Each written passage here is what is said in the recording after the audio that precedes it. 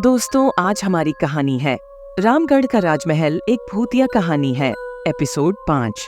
पूरी सुबह कहीं पता न चलने पर विदिशा को कुछ भी नहीं सूझा कि रिक्ता कहाँ चली गई। अंत में बुधन और बनवारी चाचा यह देखने आते हैं कि वे ठीक हैं या नहीं। जब वे नए महल से नहीं लौटते हैं, जब वे सुनते हैं कि उनमें से एक उपलब्ध नहीं है, तो बनवारी कहते हैं, आप नए महल में जाएं, वहां कोई नहीं है। यहां इंतजार करने का मतलब है आप रात से पहले कुछ नहीं कर सकते। मेरे साथ मत आओ। विदिशा, ठीक है, आपने कहा था कि इस घर में एक माँ का मंदिर है, इसलिए यह बहुत अच्छा होगा यदि आप मुझे दिखा सकें कि वह मंदिर कहाँ है। बनवारी चाचा, मेरे साथ चलो, लेकिन रात को वहां जाने की कोशिश मत करना, कोई मर जाएगा। बनवारी चाचा के साथ वे महल के पीछे आए और एक बहुत पुरानी इमारत देखी। कौन है टूटा हुआ मंदिर? बनवारी चाचा विदिशा को आगे जाने से रोकते हैं और कहते हैं, मत जाओ, वहां गोखरो सांप रहता है, आओ मेरे साथ, मां तुम्हारा इंतजार कर रही है। विदिशा ने मंदिर का अच्छे से अवलोकन किया, फिर बनवारी के साथ नए महल की ओर चल पड़े। मंजुलिका देवी उनका बेसब्री से इंतजार कर रही थीं। बनवारी भी उन सब के साथ थे। चाचा को वापस आते देख उसे काफी राहत मिली, लेकिन जब उसने सुना कि उनमें से एक लड़की है नहीं मिले, तो मंजुलिका देवी का चेहरा सूख गया और बोली, विदिशा बेटी, आप किसी को कैसे याद कर रहे हैं? देखते नहीं रह सकते? उसे मार डालो, ठीक है, वह छगन लाल देगा। विदिशा, नहीं, रिक्ता दादी को कुछ नहीं होगा, उन्हें उठाकर कहीं रखा गया है, लेकिन उन्हें मारा नहीं जा सकता क्योंकि उनके शरीर पर जो ताबीज है उससे कोई उन्हें नुकसान नहीं पहुंचा सकता। मंजुलिका देवी, तुम्हारी बात सच्ची हो, तुम सब नहा धो लो और मैं बिंदिया और चमेली से तुम्हारे लिए नाश्ता बनाने को कह दूंगी। वे सभी ऊपर चले जाते हैं, लेकिन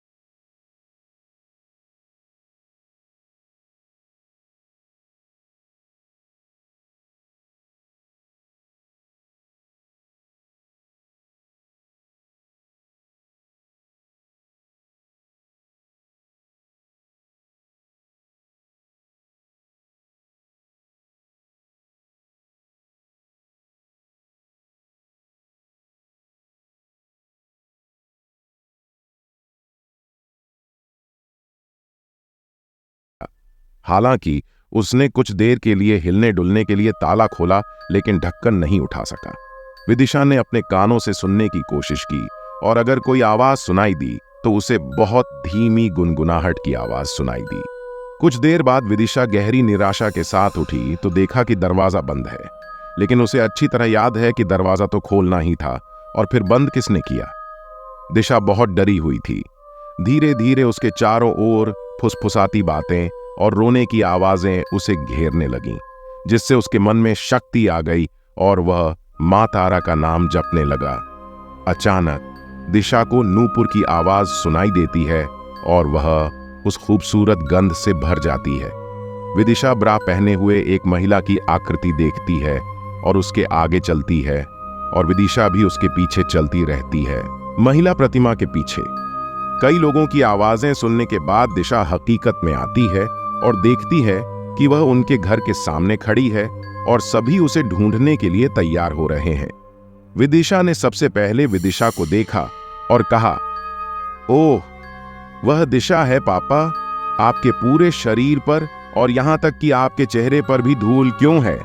निकिता, रुको, उसे थोड़ा शांत होने दो और फिर तुम सवाल पूछ सकती हो।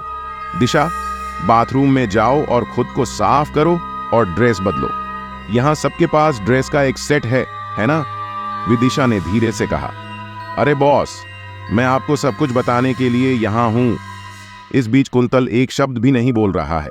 बिना किसी को बताए विदिशा चले जाने के बाद से वह गुस्से और घमंड से फूला जा रहा है। विदिशा ने अपने कपड़े छोड़े और हाथ मुंह धोकर कुंतल के पास बैठ गई, लेकिन जैसे ही कुंतल हटने को हुआ तो उसने कुंतल का हाथ पकड़ लिया और उसके पास बैठ गई और बोली, क्या तुम मुझसे नाराज हो कुंतल? मुझे अपनी बात कहने दो। मुझे पता चल गया कि कहां है। रिक्ता है, लेकिन मैं उस तक नहीं पहुंच सका। मैं बहुत खतरे में था। मैं आत्माओं के बीच गिर गया, लेकिन रानी रूपमती ने मुझे यहां तक पहुंचाया गया। धीरे धीरे विदिशा पूरी घटना बताती है। कुंतल सारी बातें सुनता है और कहता है, तुम इतने खतरों में अकेले क्यों जाती हो? दिशा मुझे भी अपने साथ ले जा सकती थी।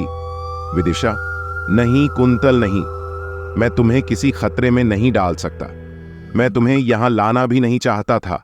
आपकी जिद पर मुझे सहमत होना पड़ा। बिंदिया द्वारा बनाई गई निकिता कॉफी और सिंगारा और आलू चॉप्स सभी को उत्साहित करते हैं, इसलिए वे शाम को नाश्ता करते हैं। विदिशा को बहुत भूख लगी थी, इसलिए उसने बिना किसी आपत्ति के खा लिया।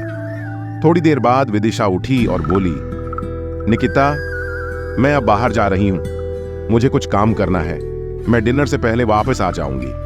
सभी लोग सावधान रहें और हाँ कुंतल, चिंता मत करो, मैं ठीक हो जाऊंगी। विदिशा अकेली बाहर जाती है और सब बिना कुछ कहे घूरते रहते हैं। विदिशा अकेली कहां गई? रिक्ता पहुंचने का रास्ता क्या है?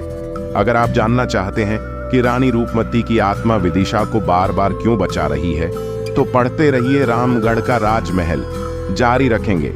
दोस्तों, ये है हमारी आज की कहानी। हमारा अगला भाग बहुत जल्द आएगा। इसके लिए कृपया हमारे YouTube चैनल को सब्सक्राइब करें और लाइक और शेयर करें। धन्यवाद।